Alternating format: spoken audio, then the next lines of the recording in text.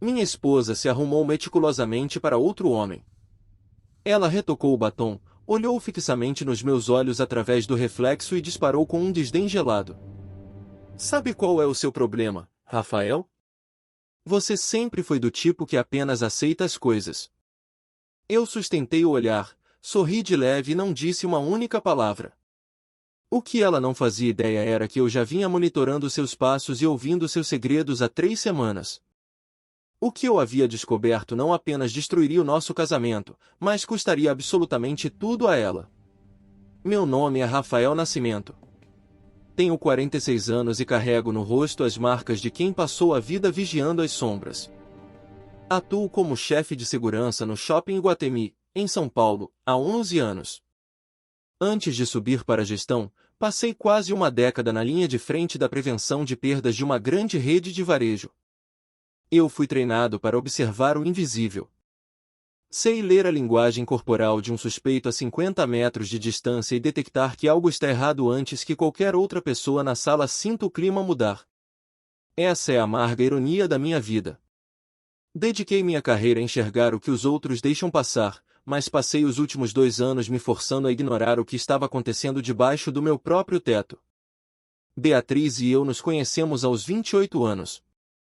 Ela gerenciava um salão de beleza sofisticado nos Jardins, a poucos quarteirões de onde eu trabalhava. Casamos 4 anos depois e construímos o que eu acreditava ser uma fundação sólida. Tivemos o Tiago e, logo depois, a Lívia. Foram anos bons, na medida do possível. Ou, pelo menos, era o que a minha negação me permitia acreditar. A noite em questão era uma quinta-feira abafada de outubro. Entrei em casa após um plantão exaustivo de 12 horas e encontrei Beatriz diante do espelho do banheiro, aplicando maquiagem às 7 da noite. Não era a produção básica de quem vai ao mercado, era o serviço completo. Base de alta cobertura, delineador marcado, perfume importado. Ela usava um vestido verde escuro de seda que eu nunca tinha visto antes. Fiquei parado no batente da porta, observando-a em silêncio. Pelo corredor, ouvi Tiago no quarto, provavelmente concentrado na lição de casa. Lívia estava na mesa da cozinha, cercada por lápis de cor. "Onde você vai?" perguntei, mantendo o tom de voz profissional, nivelado. Beatriz nem sequer se virou. Continuou firme no traço do delineador. "Sair com as meninas do salão", respondeu, seca. Eu não insisti.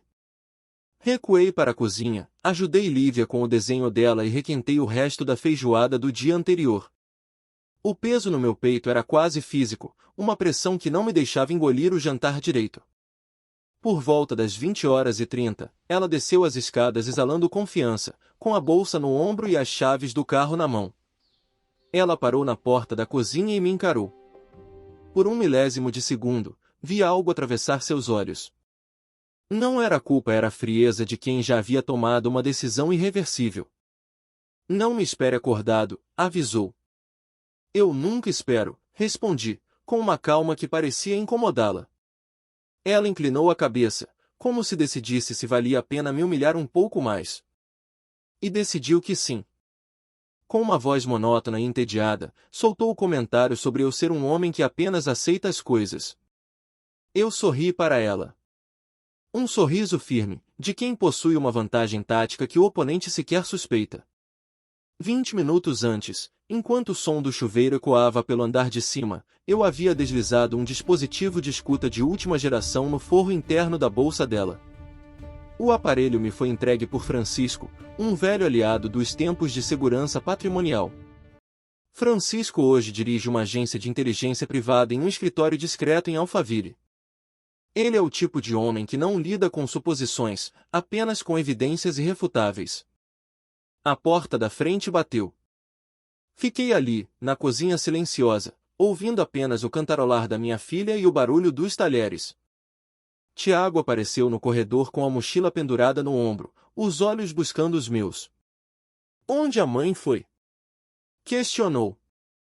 "Saiu para resolver umas coisas", menti, com a prática de quem protege perímetros. "Já jantou?" Ele negou com a cabeça. Servi o jantar para ele, preparei um copo de suco e me sentei à mesa. Tudo parecia normal, uma rotina doméstica padrão, exceto pelo fato de que meus batimentos estavam lentos e minhas mãos, mais firmes do que nunca. O jogo havia mudado.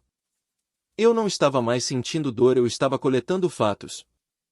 E na arte de coletar fatos, eu sou imbatível. Liguei para Francisco na manhã seguinte, pouco depois das 9, logo após deixar as crianças na escola. Eu estava sentado à mesa com uma xícara de café que já havia esfriado há muito tempo. Beatriz havia retornado por volta da meia-noite. Ouvi quando ela entrou no quarto, mas mantive a respiração compassada, fingindo um sono profundo. Ela mordeu a isca? Francisco atendeu sem preliminares.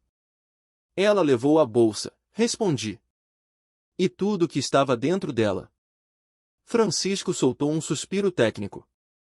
Me dá 12 horas. Preciso processar o áudio e limpar os ruídos de fundo. Vou baixar o sinal via nuvem hoje à noite e te ligo com o diagnóstico. Trabalhei naquela tarde no automático. Como chefe de segurança do Iguatemi, minha rotina envolve monitorar câmeras, instruir equipes e rondar os corredores. O shopping estava tranquilo, mas minha mente era um campo de batalha estrategicamente organizado. Por volta das 14 horas, Ricardo, um dos meus supervisores de turno, me abordou perto das docas de carga. Ricardo tem 47 anos e trabalhamos juntos há 3. Tínhamos aquela camaradagem superficial de quem divide um café e reclama da escala. Ele estava encostado na parede, mexendo no celular com um ar distraído. Cara, você tá com uma aparência terrível, comentou, com um meio sorriso que não chegou aos olhos. Noite difícil? É, problemas em casa, resumi. A Beatriz está te dando trabalho? Ele soltou o nome dela com uma naturalidade excessiva, quase íntima. Parei de andar imediatamente. Anos de profissão me ensinaram que o perigo muitas vezes se esconde na casualidade. Guardei aquela informação em uma gaveta mental, sem mudar a expressão. Esse é o protocolo.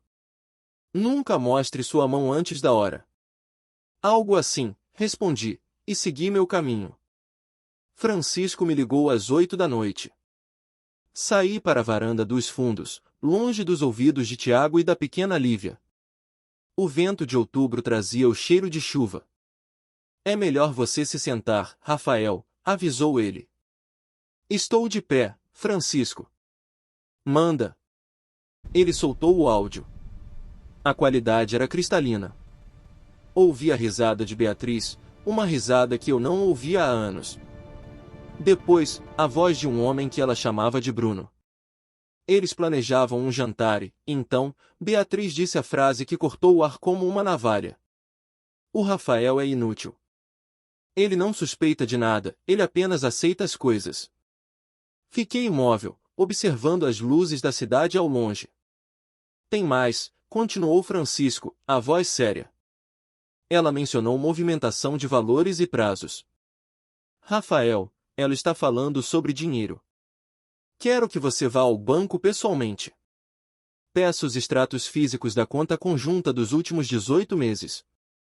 Não use o aplicativo nem o computador de casa. Entendido, respondi. Mais alguma coisa?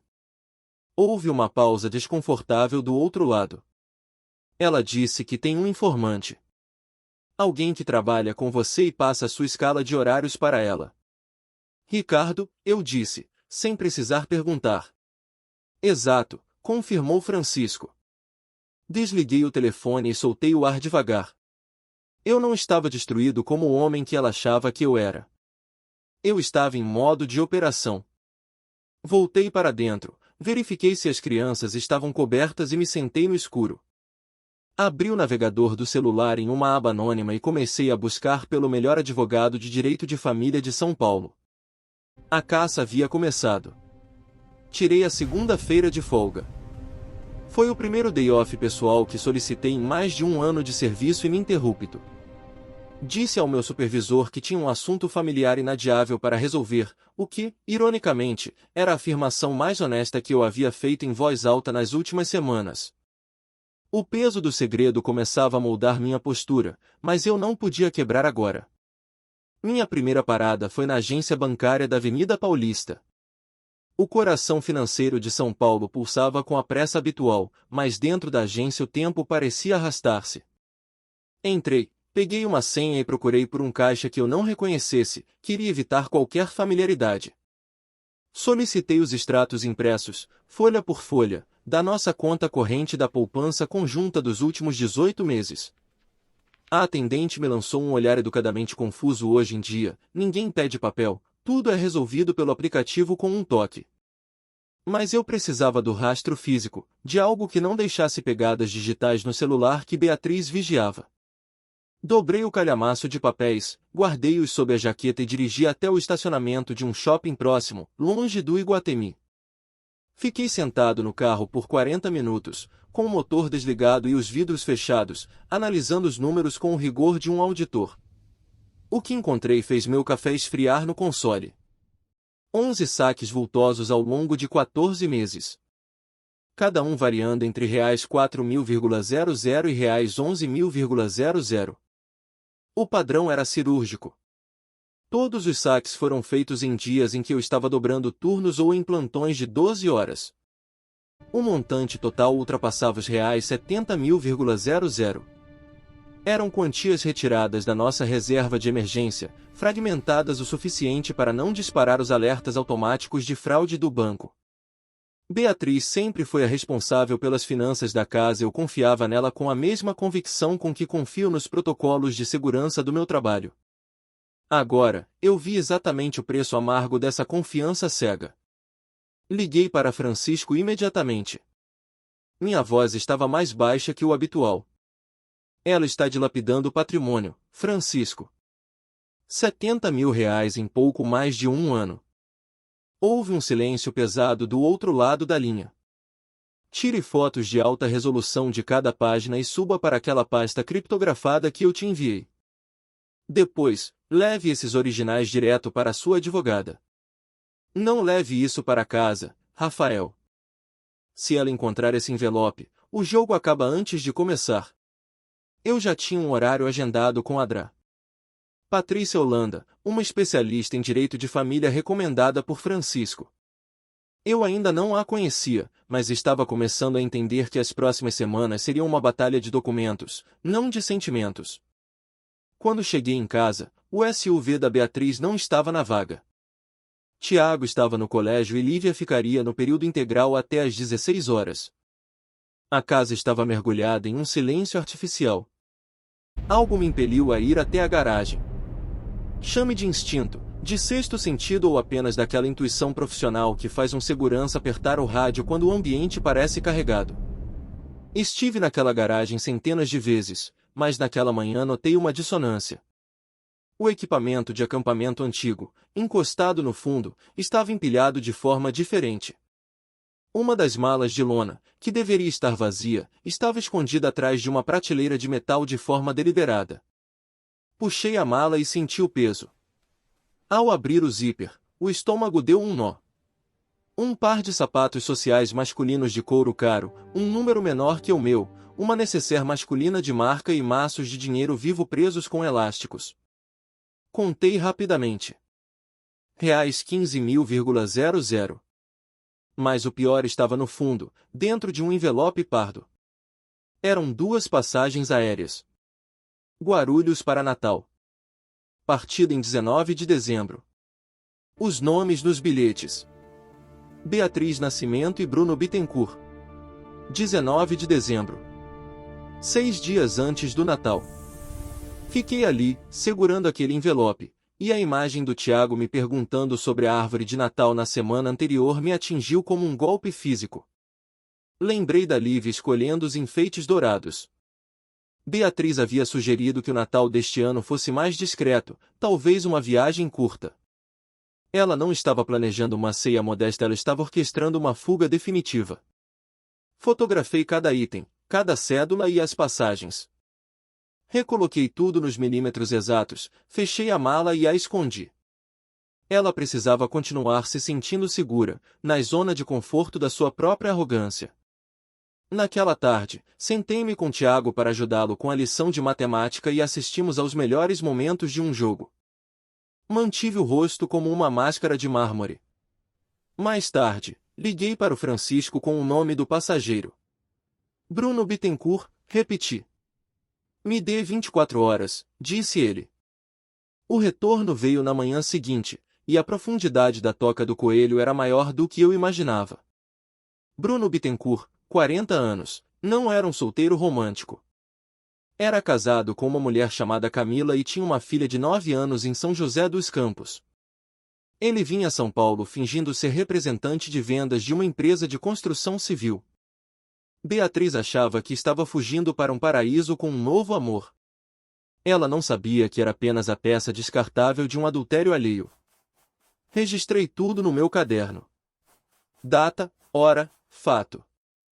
11 anos de relatórios de incidentes me treinaram para isso. Cada prova era um prego no caixão da vida que ela estava tentando roubar de mim. Na quarta-feira, entrei no escritório da Dra. Patrícia Holanda. Ela analisou o pendrive e os extratos com uma frieza profissional que me agradou. Senhor Nascimento, disse ela, retirando os óculos. O senhor realizou um trabalho de investigação preliminar mais eficiente do que muitos detetives que eu conheço. Quando deseja protocolar a ação? No momento tático correto, respondi. Ainda não. Ela assentiu. Então mantenha o perfil baixo. Continue sendo o marido que ela acha que você é. O último ponto era o Ricardo. Ele trabalhava sob meu comando no shopping há 3 anos. Pontual, eficiente, silencioso. No meu ramo, o silencioso é quem você monitora com mais lupa. Após o áudio de Francisco, comecei a observar Ricardo com novos olhos. Ele ainda recebia minhas ordens com um aceno de cabeça, mas agora eu notava suas ligações frequentes na escadaria de serviço leste, um dos poucos pontos cegos do sistema de câmeras que eu mesmo ajudei a configurar. Na quinta-feira, acessei os logs do sistema de segurança. Ricardo havia consultado meus horários de escala pessoal e meus períodos de folga 2 vezes nas últimas semanas. Ele não tinha autorização nem necessidade para isso. Imprimi os registros de acesso. Na sexta-feira, armei uma pequena campanha de escuta. Fingi inspecionar uma porta corta-fogo perto da escadaria leste no exato momento do intervalo dele. Ouvi sua voz baixa, mas o eco do concreto traía suas palavras. Ponto é, ele estendeu o turno na terça. Ela pode vir às quartas agora. Vou continuar passando a escala dele. Caminhei de volta para o escritório e transcrevi cada palavra. Liguei para Francisco. Preciso neutralizar esse vazamento sem que ele perceba, eu disse. Alimente-o com desinformação, sugeriu Francisco. Plante uma isca na escala. Algo plausível, mas falso. Veja se ela morde. Atualizei o sistema de escalas compartilhado. Coloquei um turno extra falso para a terça-feira seguinte. Um bloco de 12 horas, das 10 horas às 22 horas. Um período em que eu estaria, teoricamente, fora de combate. Terça-feira, 18 horas. Estacionei meu carro a 2 quarteirões de casa, caminhei pelas sombras e entrei pela porta lateral da garagem. O carro de Beatriz estava lá. Entrei sem fazer barulho.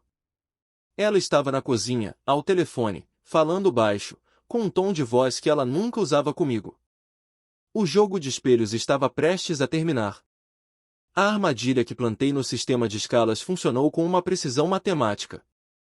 Ricardo acessou os dados falsos, repassou-os para Beatriz, e ela, acreditando que eu estaria em um turno interminável de 12 horas no Iguatemi, coordenou seus movimentos com Bruno baseando-se em uma mentira.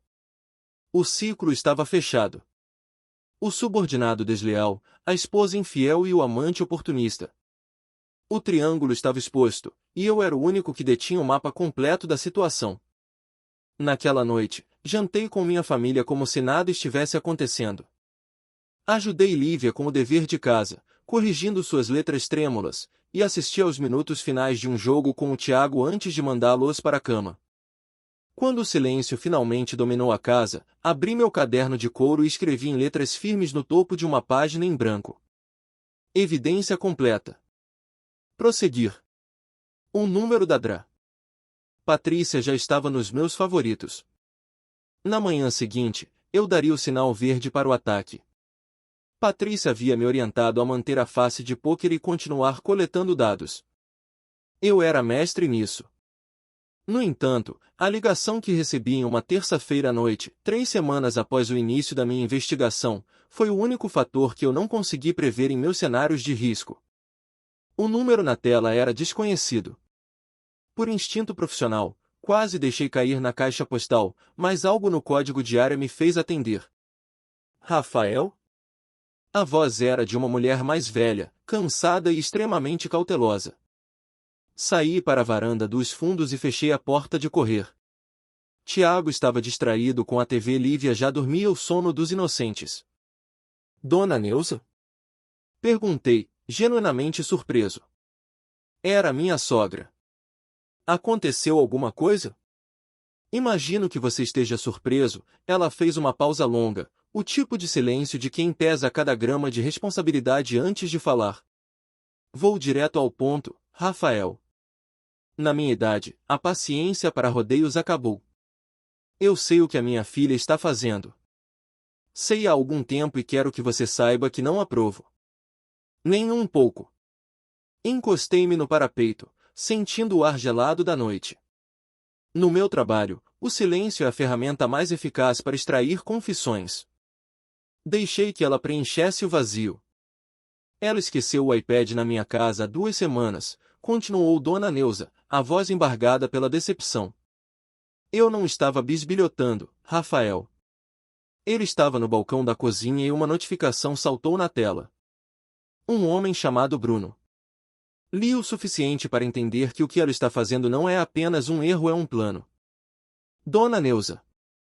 Tentei intervir, mas ela foi implacável. Deixe-me terminar. Tenho 2 netos naquela casa. O Tiago e a Lívia não escolheram essa bagunça e não merecem ser moídos por esse jogo que a Beatriz decidiu jogar. Eu a criei para ter caráter, mas parece que ela se esqueceu de tudo. Não vou ficar sentada vendo ela destruir a vida desses meninos. O que a senhora tem em mãos? Perguntei, soltando o ar devagar. Eu fotografei a tela com meu celular antes de devolver o aparelho. São 3 conversas detalhadas entre ela e esse tal de Bruno. Eles falam de dinheiro, Rafael. Falam de contas, de prazos, de limpar o que for possível. Eu te mando tudo por e-mail agora mesmo, se você me prometer que essas crianças serão protegidas. Você tem a minha palavra de honra, Neuza, respondi. É a única coisa pela qual ainda estou lutando. As imagens chegaram 40 minutos depois. Encaminhei-as imediatamente para a Dra. Patrícia com um anexo curto. Novas evidências. Fonte interna inquestionável. Detalhamos amanhã.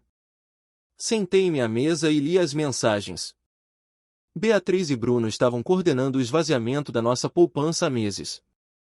Mencionavam a conta de destino repetidamente, com valores que batiam centavo por centavo com os desvios que eu documentara. Em um trecho que fez meu sangue ferver, Beatriz escreveu: A Dra. Luciana disse que o ideal é protocolar o divórcio logo após as festas, alegando abandono emocional. Mantenha as passagens para Natal em segredo absoluto. Luciana Faro era a advogada dela. Ou seja, Beatriz já tinha estratégia jurídica, um cronograma de fuga e uma narrativa de vitimização pronta, enquanto tomava café comigo todas as manhãs. Reuni-me com Patrícia na manhã seguinte. Ela analisou as capturas de tela com um brilho de caçadora nos olhos. Isso muda tudo, Rafael, disse ela. Combinado com os registros financeiros e as passagens aéreas, temos a prova cabal de má-fé e planejamento de subtração de incapazes. Vou entrar com o pedido de tutela de urgência para a guarda provisória antes que ela tente qualquer movimento brusco. Naquela tarde, liguei para Francisco. O cerco fechou, anunciei. Como está a sua cabeça? Ele perguntou, com a preocupação de um velho amigo. Operacional. A raiva está aqui, mas eu a transformei em combustível para não cometer erros. A audiência de emergência foi marcada para uma quinta-feira. Patrícia foi cirúrgica. Na quarta-feira à noite, eu já havia colocado as malas essenciais das crianças no porta-malas. Disse ao Tiago e à Lívia que passaríamos uns dias na casa do vovô Antenor, na Moca, porque a mãe teria uma semana intensa de cursos no salão. Tiago, com seus 13 anos e a percepção aguçada que herdou de mim, notou a tensão, mas apenas assentiu e ajudou a irmã menor com a mochila. O seu Antenor, meu pai, morava em um sobrado antigo, daqueles com cheiro de café coado e graxa de motor. Liguei para ele quando estávamos na Radial Leste. Pai, vou levar os pequenos para ficarem com você. Explico tudo no café. Venha com cuidado, filho. O portão está aberto, foi tudo o que ele disse. Sem perguntas, sem drama. Meu pai, um mecânico aposentado que passou 30 anos resolvendo problemas complexos em motores barulhentos, entendia que certas engrenagens precisam ser consertadas no silêncio. Quando chegamos, ele já nos esperava na calçada, apesar do sereno. Abraçou os netos com uma força que transmitia segurança imediata. Disse a Lívia que havia comprado o cereal de chocolate que ela amava e chamou Tiago para ajudá-lo com um ajuste em uma peça na oficina da garagem. Em minutos, o peso que as crianças carregavam evaporou. Esse era o dom do meu pai. Ele criava perímetros de segurança emocional sem dizer uma palavra. Fiquei na cozinha com ele enquanto os meninos se acomodavam. A Beatriz? Ele perguntou, servindo o café forte. É, pai. Ela escolheu outro caminho. Ele assentiu, sentando-se à mesa da mesma forma que fez durante décadas. Firme, presente, inabalável. Os meninos vão ficar bem aqui? É a única prioridade, pai. No dia seguinte, o cenário foi o Fórum João Mendes. Patrícia estava impecável em seu terno escuro. Beatriz chegou 12 minutos atrasada, acompanhada por sua advogada. Ela estava elegante, mas havia uma rigidez em seus ombros que eu reconhecia. O sinal de alguém que percebeu, tarde demais, que perdeu a iniciativa tática. A audiência durou 40 minutos tensos. Patrícia apresentou o dossiê de forma metódica. Os extratos bancários, as passagens para Natal, as fotos enviadas por Dona Neuza e o relatório técnico de Francisco. A advogada de Beatriz tentou argumentar invasão de privacidade, mas a juíza, ao ver o planejamento da fuga com as crianças para outro estado, foi categórica. O tribunal concede a guarda provisória ao Sr. Rafael Nascimento até a audiência de instrução e julgamento, declarou a magistrada. A senhora Beatriz terá direito a visitas assistidas, considerando o risco iminente de evasão com os menores e a dilapidação do patrimônio comum. Beatriz tentou se levantar para protestar, mas foi contida por sua advogada.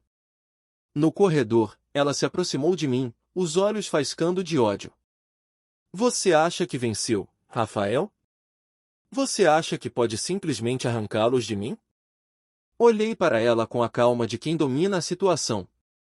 Eu não arranquei nada, Beatriz. Você os entregou no momento em que comprou aquelas passagens e esvaziou nossa conta. Eles não são troféus, são pessoas que precisam de estabilidade. O que você está colhendo hoje é apenas a consequência das suas escolhas. Ela me encarou com desprezo. Você deveria ter apenas aceitado as coisas, como sempre fez, sibilou ela, repetindo seu mantra de arrogância. Eu sei que você acreditava na minha passividade, respondi suavemente, ajeitando a pasta sob o braço. Mas você confundiu paciência com incapacidade. E esse foi o seu maior erro estratégico. A vida tem uma maneira peculiar de nos forçar a enfrentar situações que nenhum protocolo de segurança consegue prever. Eu passei semanas construindo um caso blindado. Documentos organizados em pastas criptografadas, advogada instruída com precisão militar e cada passo meu calculado para não gerar suspeitas. O que eu não havia computado no meu gerenciamento de riscos era encontrar Bruno Bittencourt em um sábado de manhã, no corredor de cereais de um supermercado Pão de Açúcar. Reconheci-o no ato, graças à foto nítida que Francisco havia obtido. Ele tinha cerca de 40 anos, porte médio e uma expressão de autoconfiança que me deu náuseas. Vestia um colete de nylon e segurava uma caixa de granola orgânica como se o mundo fosse um lugar simples e ele, um homem sem pecados. Nossos olhares se cruzaram por um breve segundo enquanto eu empurrava meu carrinho. O tempo parou. Ele sabia exatamente quem eu era. O desconforto em sua postura o traiu instantaneamente. Bruno, eu disse. Minha voz não subiu um tom. Não era uma pergunta, era uma constatação. Olha, cara, eu não quero confusão. Ele balbuciou, tentando manter uma fachada casual, mas o suor no lábio superior denunciava seu pânico.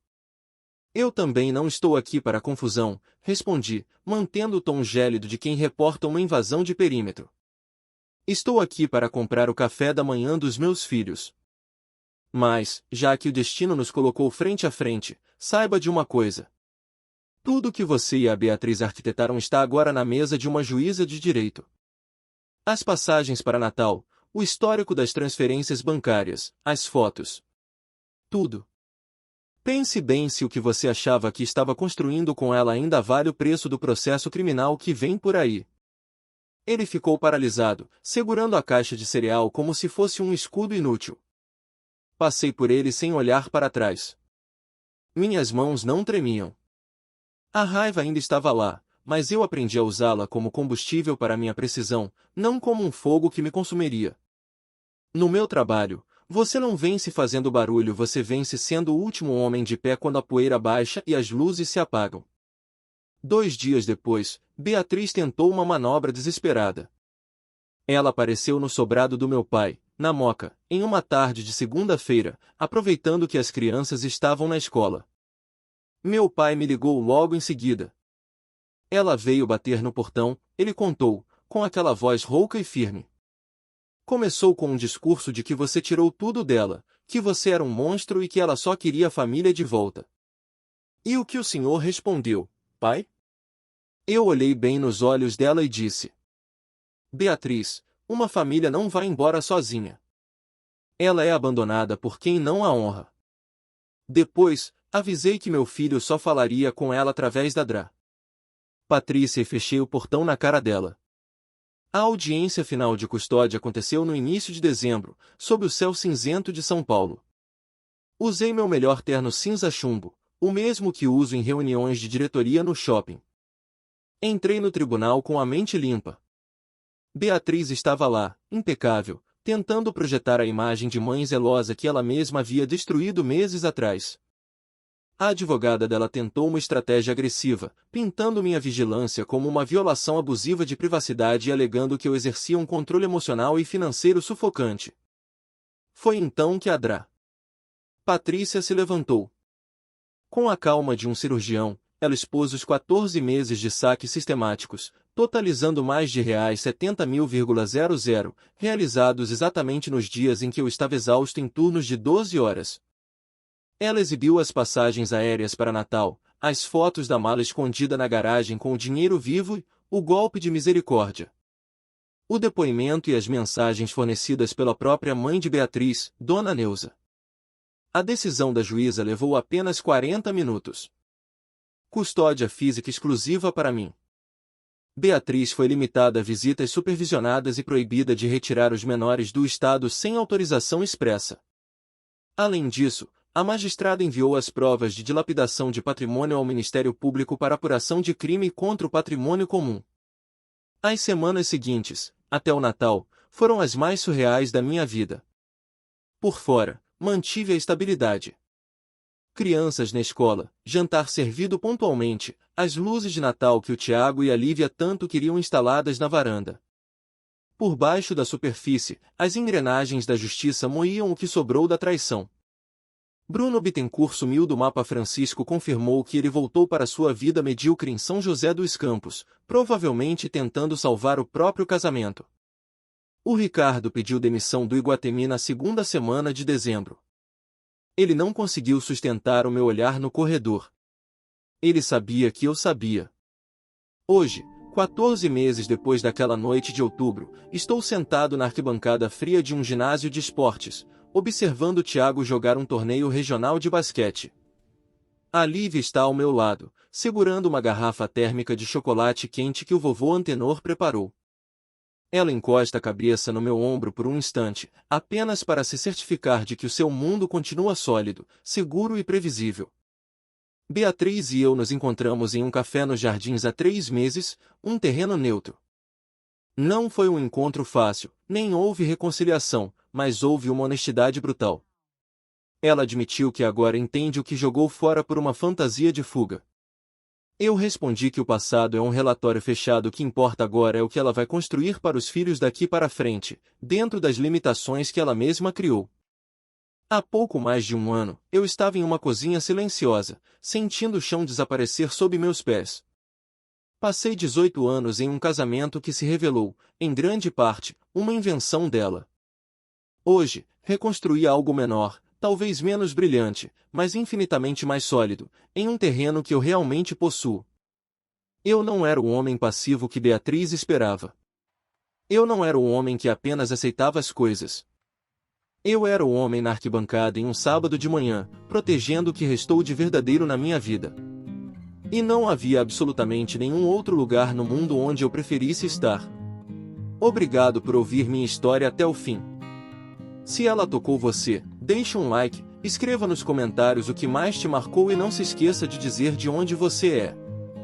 Inscreva-se no canal, muitas outras histórias ainda estão por vir.